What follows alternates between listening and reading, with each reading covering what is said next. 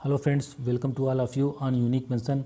आज इस वीडियो में हम लोग भौतिक विज्ञान के बहुत ही इंपॉर्टेंट क्वेश्चंस देखने वाले हैं जो कि यूपी ट्रिपल एससी लेखपाल के लिए बहुत ही इंपॉर्टेंट होने वाले हैं। आइए शुरू करते हैं। Question number 1। अभी केंद्र बल किसे कहते हैं? केंद्र की ओर लगने वाला बल, पृथ्वी की ओर लगने वाला बल, चंद्रमा की ओर लगने वाला बल, इनमें से कोई नहीं। तो इसका ऑप्शन नंबर होगा ए। केंद्र की ओर लगने वाले बल को अभिकेंद्र बल कहते हैं। Question number 2। परमाणु के अंदर न्यूट्रॉन की उपस्थिति की खोज किसने की? रदरफोर्ड, नील्स बोर, जे चैडविक, इनमें से कोई नहीं। तो इसका ऑप्शन नंबर होगा सी। जे चैडविक ने न्यूट्रॉन की उपस्थिति की खोज की थी। आगे देखते हैं क्वेश्चन नंबर 3।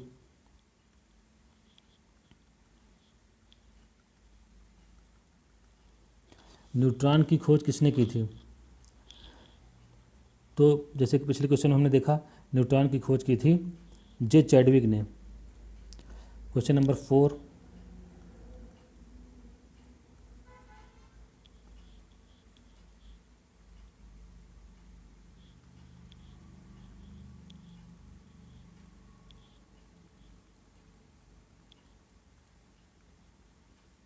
जल के अपचयन से प्राप्त गैस होती है H2O2, H2O2, हीलियम। जल के अपचयन से प्राप्त गैस होती है। तो जल के अपचयन से हमें हाइड्रोजन मिलती है। जल के अपचयन से हमें हाइड्रोजन गैस मिलती है, इसे H2 से लिखा जाता है। Question number 5। सामान्य ताप एवं दाब NTP पर किसी गैस के 1 मोल का आयतन होता है 22.0 लीटर, 44 लीटर, 22.4 लीटर, 22.2 लीटर। तो इसका होगा option number C, 22.4 litre. NTP पर किसी गैस के 1 मोल का आयतन होता है 22.4 लीटर। आइए देखते हैं question number 6।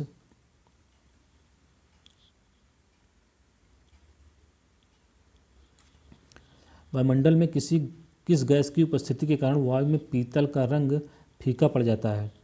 Nitrogen, hydrogen sulphide, oxygen, carbon dioxide.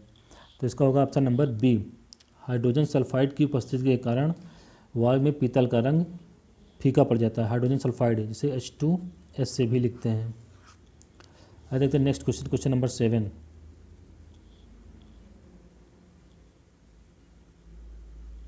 सामान्यतः क्वार्ट्ज घड़ियों आदि में प्रयुक्त होने वाले क्वार्ट्ज क्रिस्टल रासायनिक रूप से किसके बने होते हैं? Sodium silicate, germanium dioxide, silicon dioxide, इनमें से कोई नहीं।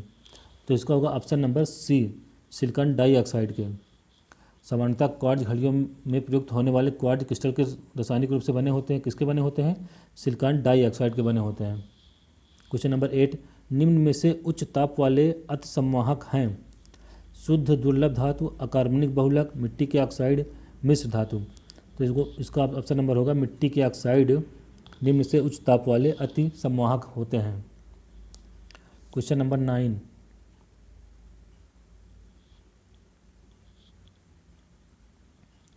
निम्न में से किस धातु आयस्क में लोहा नहीं होता है?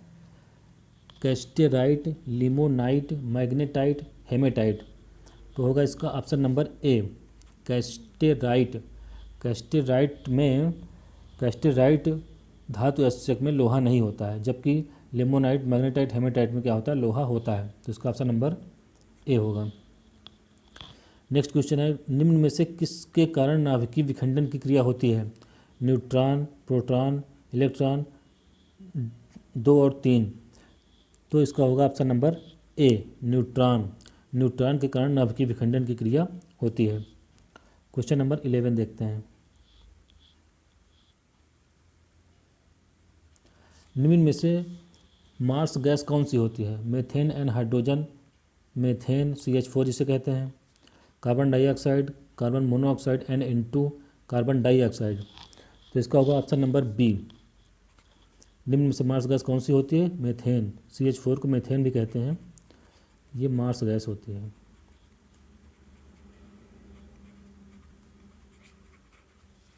Question number 12। निम्न में से अदृश्य कण कौन सा है? Electron, proton, neutron, neutrino. तो इसका ऑप्शन नंबर होगा आपका न्यूट्रिनो। अदृश्य कण कौन सा होता है? न्यूट्रिनो। क्वेश्चन नंबर 13 देखते हैं।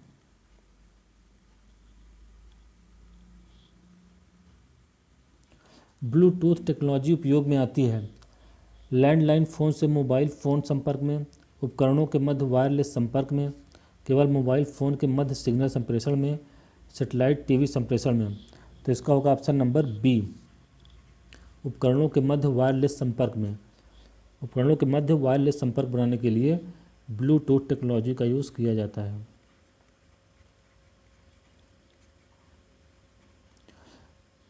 उपकरणों के मध्य वायरलेस संपर्क बनाने के लिए ब्लूटूथ टेक्नोलॉजी का यूज़ करते हैं।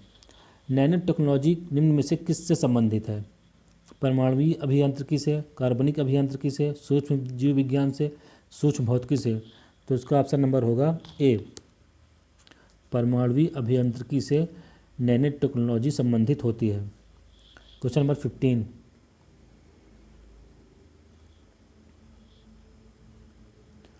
किस धातु को तार में परिवर्तित करने की क्रिया किसी धातु को तार में परिवर्तित करने की क्रिया क्या कहलाती है?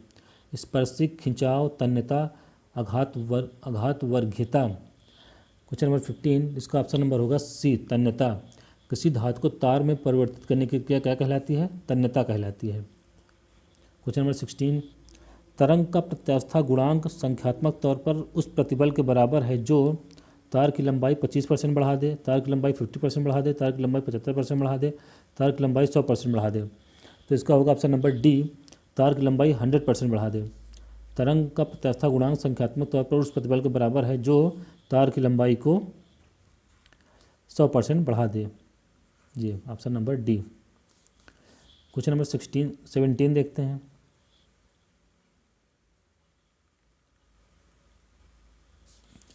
प्रत्यास्था गुणांक की विमा होती है बल की, कार्य की, दाब की, शक्ति की।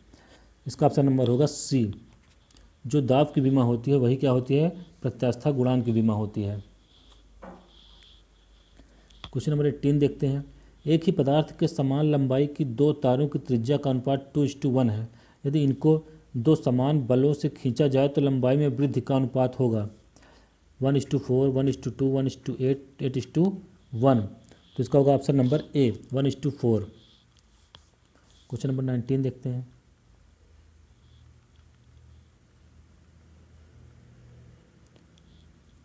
जब बल लगाने से लंबाई में वृद्धि होती है तो विकृति कहलाती है अनुदैर्ध्य, अनुप्रस्थ, अपरूपण, पार्श्व। इसका ऑप्शन नंबर होगा ए, जब बल लगाने से लंबाई में वृद्धि होती है तो विकृति क्या कहलाती है? अनुदैर्ध्य विकृति कहलाती है। Option number A. किसी तार को खींचने में प्रति एकांक आयतन पर किया गया कार्य है प्रतिबल इंटू विकृति, 1/2 प्रतिबल इंटू विकृति, प्रतिबल इंटू विकृति, विकृति बाई प्रतिबल। तो इसका ऑप्शन नंबर होगा बी, 1/2 प्रतिबल इंटू विकृति। Option number B. 21 देखते हैं।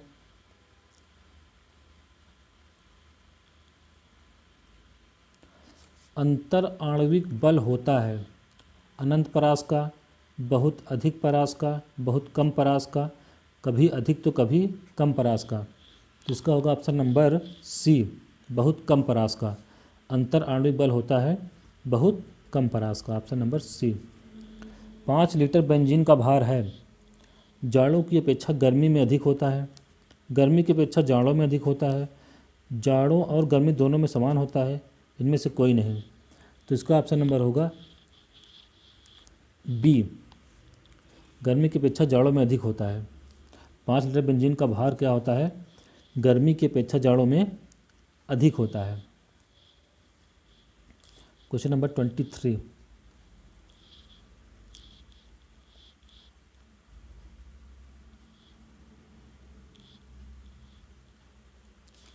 एल्कोहल पानी की अपेक्षा अधिक वाष्पशील होता है, क्यों?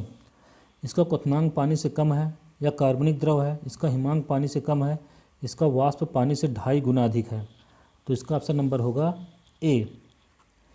ऑप्शन नंबर क्या होगा इसका? ए, एल्कोहल पानी की अपेक्षा अधिक वाष्पशील होता है क्योंकि इसका क्वथनांक पानी से कम है। Question number 24। एक बोतल में 30 डिग्री सेल्सियस पर जल भरा है, बोतल का ढक्कन चंद्रमा पर खोलने पर जल जम जाएगा, जल उबलने लगेगा, जल हाइड्रोजन व ऑक्सीजन में विघटित हो जाएगा, कुछ नहीं होगा। इसका ऑप्शन नंबर होगा बी, जल उबलने लगेगा। एक बोतल में 30 डिग्री सेल्सियस पर जल भरा है, बोतल का ढक्कन चंद्रमा पर खोलने पर जल क्या होगा, उबलने लगेगा। Option number B. आइए देखते हैं क्वेश्चन नंबर 25।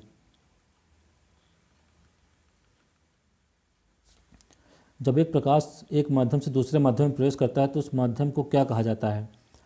अपवर्तन, परावर्तन, दोनों, इनमें से कोई नहीं। तो इसका ऑप्शन नंबर होगा ए। जब प्रकाश एक माध्यम से दूसरे माध्यम में प्रवेश करता है तो उसे प्रकाश का अपवर्तन कहते हैं। Question number 26। अभिनेत्र लेंस की वह क्षमता जिसके कारण वह अपनी फोकस दूरी को समायोजित कर लेता है कहलाती है? समंजन, विक्षेपण, तरंग, पार्श्व। तो होगा इसका नंबर, ऑप्शन नंबर होगा 26 का ए, समंजन। आँख की समंजन क्षमता के द्वारा वह अपनी फोकस दूरी को समायोजित कर लेता है। आइए देखते हैं नेक्स्ट क्वेश्चन, क्वेश्चन नंबर 27।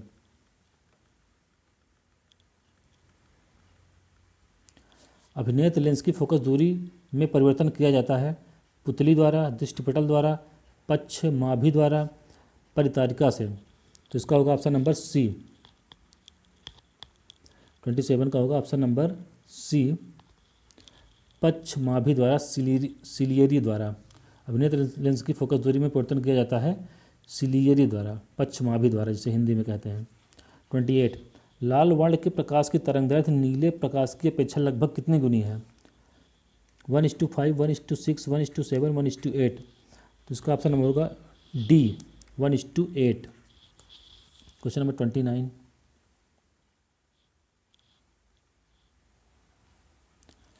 सूर्य हमें वास्तविक सूर्योदय से लगभग कितने मिनट पूर्व दिखाई देने लगता है?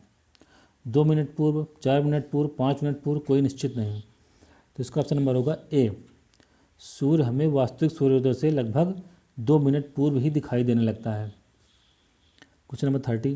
तारे टिमटिमाते क्यों प्रतीत होते हैं? तारों की दूरी के कारण, तारों की चमक के कारण, तारों के प्रकाश के वायुमंडलीय अपवर्तन के कारण, तारों के रंग के कारण। तो इसका होगा ऑप्शन नंबर सी, तारों के प्रकाश के वायुमंडलीय अपवर्तन के कारण तारे टिमटिमाते हुए प्रतीत होते हैं। Question number 31। इंद्रधनुष सदैव किस दिशा में बनता है? सूर्य के विपरीत दिशा में, सूर्य के सामने, उत्तर दिशा में, इनमें से कोई नहीं। तो होगा इसका ऑप्शन होगा ए, सूर्य के विपरीत दिशा में। इंद्रधनुष हमेशा सूर्य के विपरीत दिशा में बनता है। 32। सूर्य का प्रकाश 7 वर्णों से मिलकर बना है, यह विचार किस वैज्ञानिक के दिमाग में आया? आइंस्टीन, न्यूटन, रदरफोर्ड, इनमें से कोई नहीं। तो इसका होगा option number B, Newton. Newton ने बताया था कि सूर्य का प्रकाश 7 वर्णों से मिलकर बना होता है। यह विचार किस वैज्ञानिक के दिमाग में आया था? न्यूटन के दिमाग में आया था। देखते हैं नेक्स्ट क्वेश्चन, क्वेश्चन नंबर 33। वह न्यूनतम दूरी जिस पर रखी कोई वस्तु बिना किसी तनाव के अत्यधिक स्पष्ट देखी जा सकती है? 40 सेंटीमीटर तक, 15 सेंटीमीटर तक, 25 सेंटीमीटर से अनंत दूरी तक, 30 सेंटीमीटर तक। तो इसका होगा ऑप्शन नंबर ए, 40 सेंटीमीटर तक। 40 सेंटीमीटर दूरी पर रखी हुई कोई वस्तु बिना किसी तनाव के स्पष्ट रूप से देखी जा सकती है। 34। रेटिना पर किसी वस्तु का उल्टा तथा वास्तविक प्रतिबिंब बनता है? निकट नज़र, अभिनेत्र लेंस, समंजन होना चाहिए यहाँ पे, समंजन, दीर्घ नज़र। तो इसका ऑप्शन नंबर होगा बी, अभिनेत्र लेंस के द्वारा रेटिना पर किसी वस्तु का उल्टा तथा वास्तविक प्रतिबिंब बनता है। Question number 35।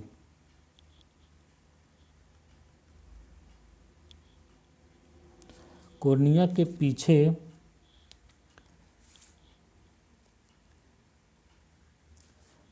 पीछे एक संरचना होती है जिसे कहते हैं परितारिका, पृतली, कोण, पक्षमाभि। तो इसका ऑप्शन नंबर होगा ए, परितारिका। परितारिका।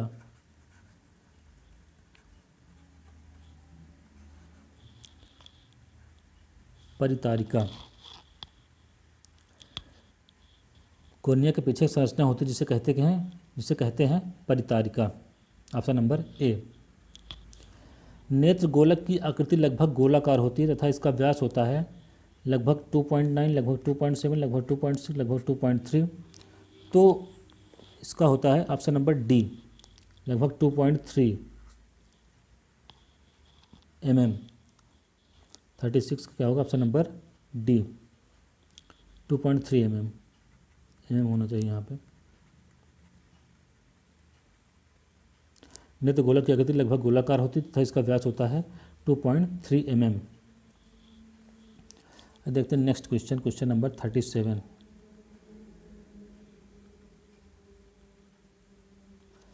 प्रकाश एक पतली झिल्ली से होकर नेत्र में प्रवेश करता है, इस झिल्ली को कहते हैं समजन, नेत्र गोलक, पक्षमाभि पेशियाँ, कॉर्निया। तो इसका होगा option number D cornea.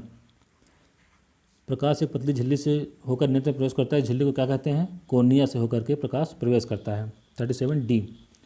Lens की क्षमता का SI मात्रक है स्पेक्ट्रम, विभातर, स्पेक्ट्रम, डायोप्टर। तो इसका होगा option number D dioptre. Lens की क्षमता किसमें मापी जाती है? लेंस की क्षमता का मात्रक क्या होता है? डायोप्टर। अब देखते हैं नेक्स्ट क्वेश्चन।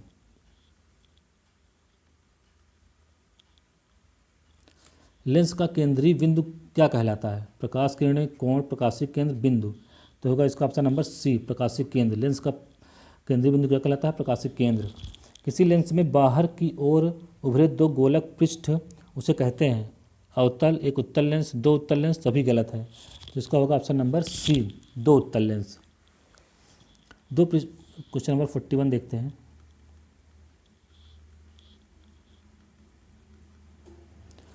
दो पृष्ठों से घिरा हुआ कोई पारदर्शी माध्यम जिसका एक या दोनों पृष्ठ गोलीय है लेंस कहलाता है, प्रिज्म कहलाता है, विक्षेपण कहलाता है, स्पेक्ट्रम कहलाता है। तो होगा इसका ऑप्शन नंबर ए। दो पृष्ठों से घिरा कोई पारदर्शी माध्यम क्या कहलाता है? लेंस कहलाता है। लेंस की क्षमता का SI मात्रक क्या है? लेंस की क्षमता का SI मात्रक क्या होता है? अभी हमने पिछले क्वेश्चन में देखा कि इसका क्या मात्रक होता है लेंस की क्षमता का? डायोप्टर। क्वेश्चन नंबर 43 देखते हैं।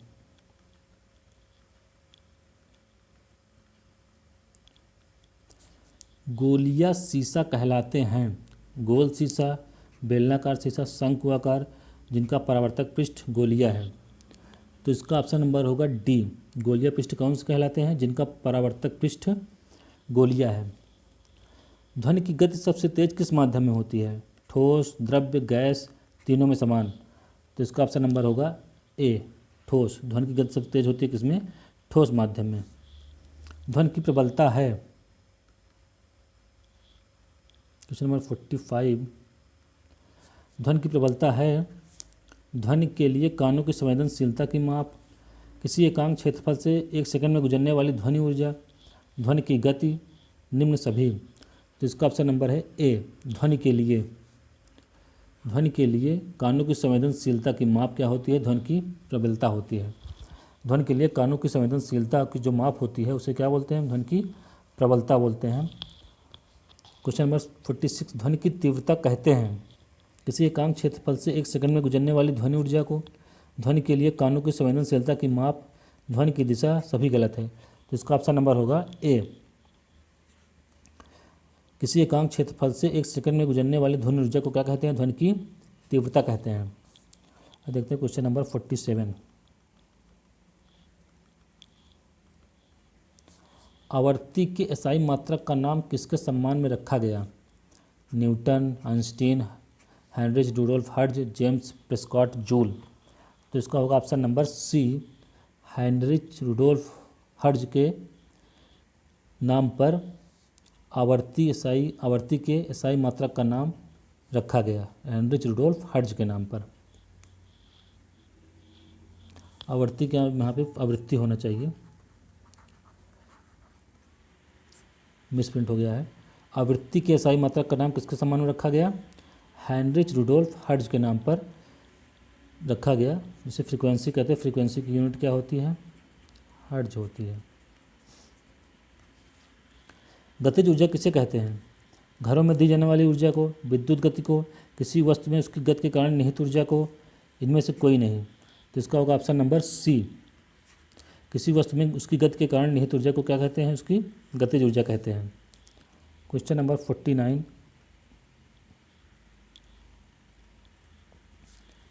आइजक न्यूटन का जन्म कहाँ हुआ था? अमेरिका, इंग्लैंड में वुल्सथोर्पे, फ्रांस, जर्मनी। तो इसका ऑप्शन नंबर होगा बी इंग्लैंड में वुल्सथोर्पे में क्या हुआ था, आइजैक न्यूटन का जन्म हुआ था। इंग्लैंड के वैज्ञानिक थे आइजैक न्यूटन, जिन्होंने न्यूटन का गतिविषयक नियम दिया था। आइजैक न्यूटन ने गणित की नई शाखा की खोज की जिसे क्या कहते हैं, कलन, त्रिकोणमिति, अंकगणित, बीजगणित। तो इसका होगा option number A. Isaac Newton ने गणित की नई शाखा की खोज की जिसे क्या कहते हैं, कलन कहते हैं। Option number A. तो फ्रेंड्स, ये फिजिक्स के बहुत ही इंपॉर्टेंट 50 क्वेश्चन से हमने देखे इस वीडियो में। तो आज की वीडियो के लिए बस इतना ही। Thank you so much for joining us.